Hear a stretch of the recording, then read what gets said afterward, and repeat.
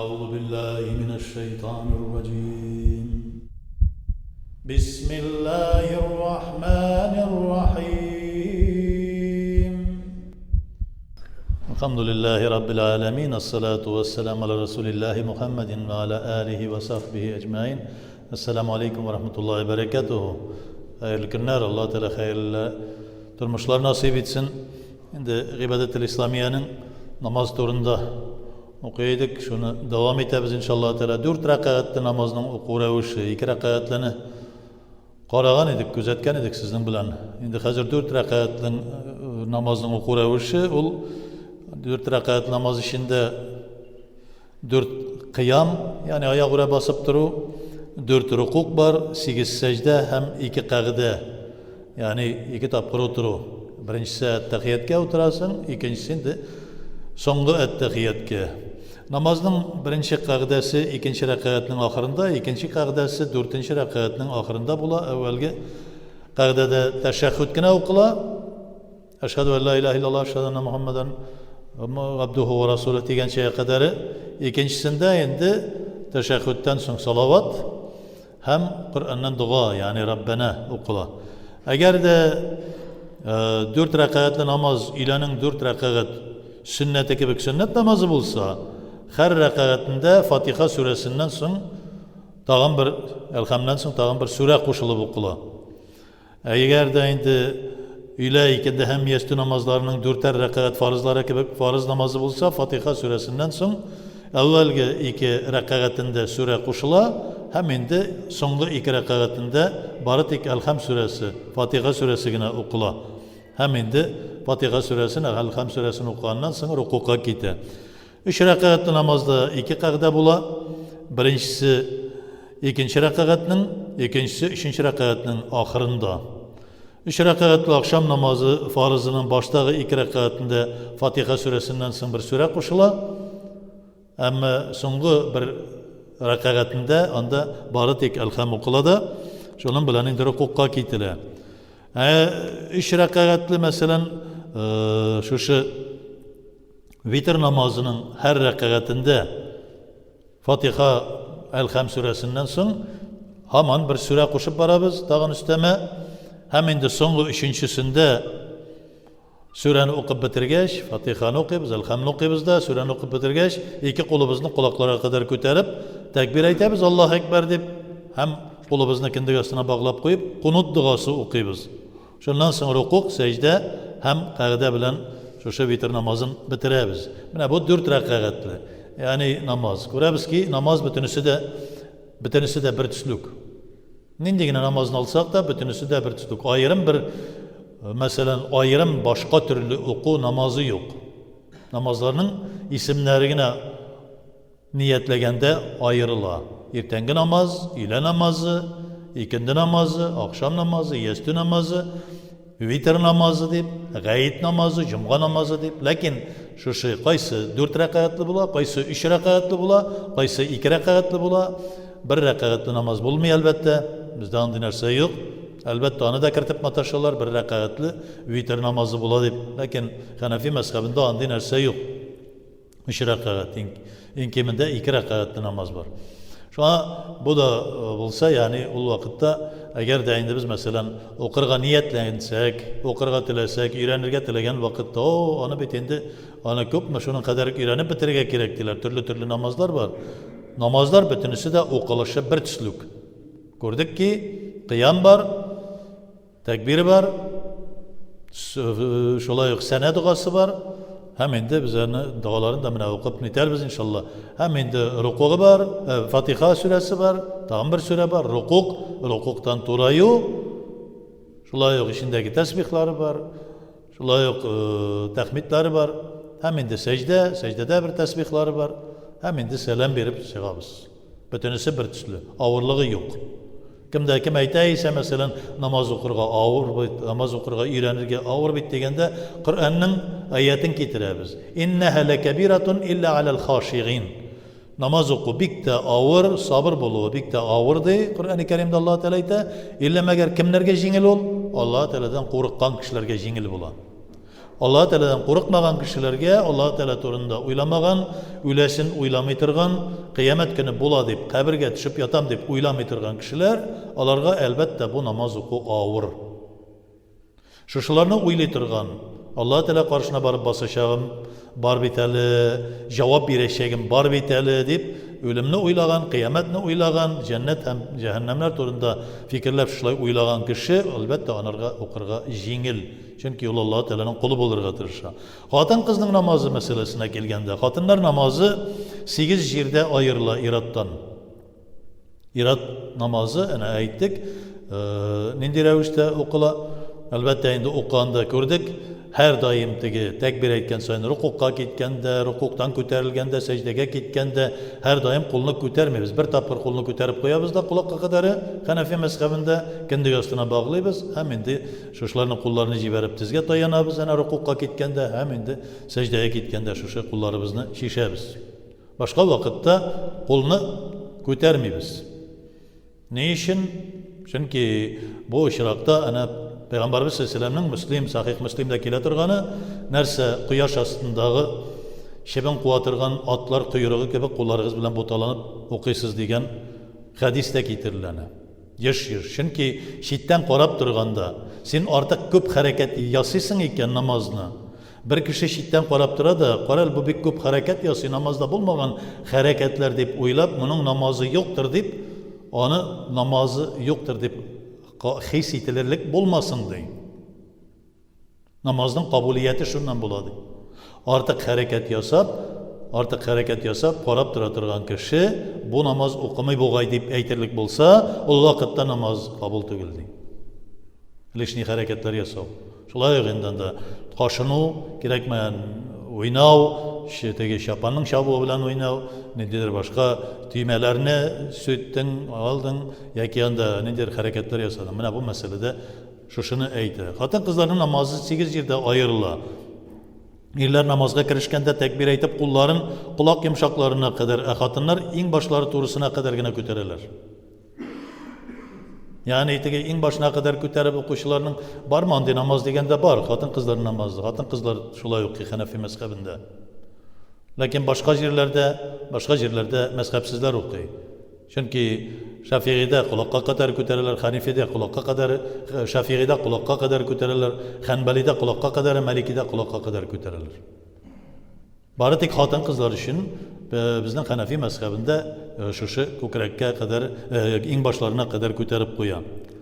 İkincisi namazga kirish uchun qo'l ko'targanda erlarning qo'llari ochiq bo'lirga tegish. Ya'ni bilezik ochiq bo'lirga tegish. Bulay qoplanib bo'lmasqa tegish. Xotin qizning kerisincha ochilmasa xayrliroq. Iratning ochilib turga tegish bilezikka qadar. Takbir aytgan vaqtda. Shuni anglatadi. Xotin qizlarning kerisincha. Üçüncüsü erlar qiyamda qo'llarini bog'lab kindiklari ostına, xotinlar ise ko'krakning üstüne qo'yalar. Ko'krakning üstüne. Yani biz kindikning ostına bog'lab qo'yamiz. Ular ko'krakning üstüne qo'ygach, qo'lni qo'yg'ag'ina qo'ymaylar, shulay bog'lab qo'yalar. Shulay shancha ham bosh barmoq bilan shulay bilezikni tutalar. Ish barmoqni nega qo'yib bog'lab qo'yalar ularga. Qo'l üstünegina qo'ymaylar. Endi nechikdir tirsekdan tutup, qaybirlar bulay basıp tura tirsekdan tutup, bu takabbirlikning belgisi. Alloh taolo qarshısında takabbirlanib basıp turishlarını Alloh taoloning oshivi chiqadi yana. Agarda biz shulay qo'l qo'shiruv deb ataladi bu. Beligizga tayanmag'iz, qo'lingizni qo'shirmag'iz. Namozda takabbirlanmagiz deb Peygamberimiz sallallohu alayhi vasallamning hadisi. Alloh taolo qarshısında oyoqni jirib basıp, qo'llarni qo'shirib shulay takabbirlanib basıp namoz o'qu. Albatta namoz narsadi? Qad aflahal mu'minun. Hanafiy mazhabi bu işrakta Kur'an ayetinden Allah, Kur'an ayeti hayırlırak mı, sahih hadis hayırlırak mı degende, elbette Kur'an ayeti üstünürek. Ne diye sahih hadis bulsun, o Kur'an'ın ayetine karşı kiletirgan bir mesele bulsa, elbette andik hadisler yok da, lakin andik hadis deyip birerisi getirip çıkarsa, Kur'an ayetinde bulatırıp, mene hadisi var deyip eğitti ise demek bu hadis uydurma. Uydurma hadis. Çünkü Kur'an ayeti nersedi? Qad aflahal mu'minun, cennetke kirir.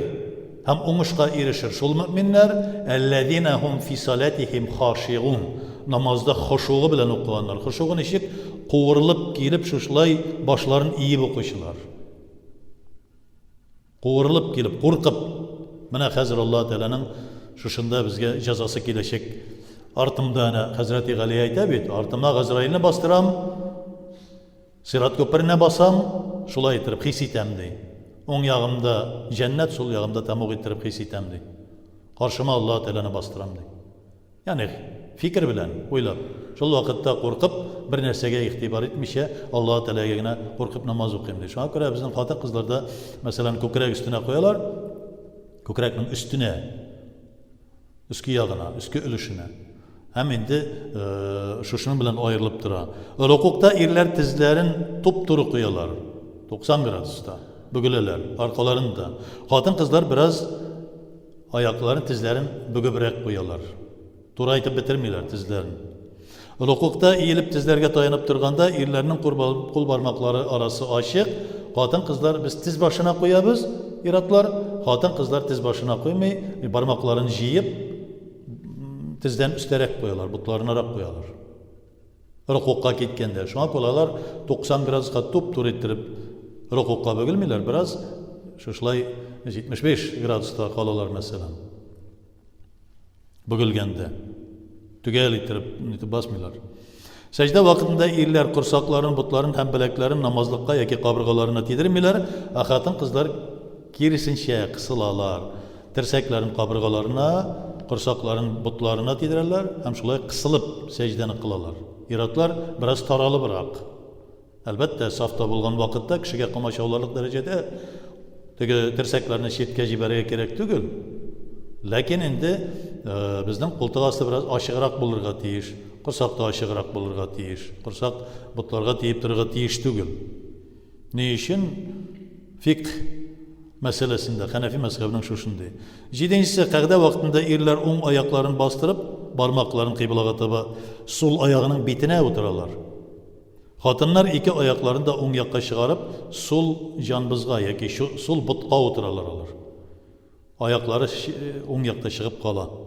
Şulay kıybılağa taba ayaklarını qaratıp, parmaklarını kıybılağa taba qaratıp. 8-incisi indi, irler farız namazların azan, qamat aytib, imam hem cemaat bilen okuylar. Hatınlar için azan hem qamat deyiş tügül. Çünkü hatınlarının imam bolup namazlı cemaat bilen okutuları mekruh bula. Şoşa 8 ayrımlıktan başka hatınlarının namazı erlerinikinden ayrılmay. Başka türlü ayırmalar yok inşallah. Hem de tesbih hem dualarını iske düşürüp alabız. Namazını tamamlagandan sonra tübendeki zikirler var. Subhanallahi velhamdülillahi ve la ilahe illallah vallahu ekber deyip Allah-u Teala barlık kimçiliklerden pak barşa maktavlar Allah-u Teala'ya yine bir Allah-u Teala'dan başka ilah yok. Allah her nerseden uluğrak biyigrek deyip La havlu ve la kuvvete illa billahil galiyyil gazim. Allah-u Teala bulgan, Allah'ın bulgan güç hem kuvvet hiçbir zatta yok. Baritik Allah-u Teala'da yine hem indi meşâallahu kâne ve melem yeşâ lem yekun diye beytip koyarız. Allah Teala tilegen her bir nerse bula, Allah Teala tilemegen nerse bulmayı. Şuşun bilen tesbihka kirabız. Nasıl indi ana tesbihini ayttık. Şuş tesbihlarında Ayet-el Kürsi'ni okuyubuz. Ayet-el Kürsi'ni okup çıkkandan soň biz indi 33 tapkır Subhanallah, 33 tapkır Elhamdülillah, hem 33 tapkır Allahu Ekber deyip aytip şuşundan soň ana temcidni aytamiz. La ilahe illallah vahdehu la şerike leh, lehul mulku ve lehul hamdu yuhyi ve yumit ve huve hayyul la yamut bi yedihil hayr ve huve ala kulli şeyin kadir. Hem indi şundan soň tesbih duasını yani namazını bitirgen duanı okuyubuz. Allahümme tekabbel minne salatına ve siyamını deyip. Qaybirlar aytadi bu bitinde namazda nindi siyam var, nindi uraza var indi. Nişapında uraza da kirgen tigilay bulay deyip aytuşlarga aytasi ki la uraza namazda bütün nerse var. Namazda hac da var, uraza da var. Çünkü kıblaga taba yönelebiz. Aşamıyız, içmiyiz. Bir yutum su kirse, bir burşak kadar rızık yutsak namazımız bozula. Hem gumumen bu bari tek şu namaz için tügül. Belki arada kimdir uraza tutkan, belki şu gün uraza tutkan da bulur. Tutmasak da Ya Rabbim tutkan hem tutmagan urazalarımızını, kılgan kılmagan namazlarımızını kabul eyle deybiz endi. Kılgan kılmagan deyip aytıyoruz, yani Allahümme şu bütün kılgan amel ibadetlerimizni kabul eyle deybiz. Hem şunun bilen endi elbette Peygamberimiz sallallahu aleyhi ve sellem nindi revişte dua kıla idi degende bir hesap hadisler kile Peygamberimiz sallallahu aleyhi ve sellem dua kılgan vakitte kulun iki kulun yukarıga taba kötereydi uç tabanları bilen. Çünkü duanın kıblası g'arishga taba, yukarıga taba, namazının kıblası Ka'batullah'da. Şuna göre kullarımızın uç bilen Ka'batullah'a taba namazda yöneltemiz. Dua kılganda duanın kıblasına g'arishga taba köteremiz uçları bilen.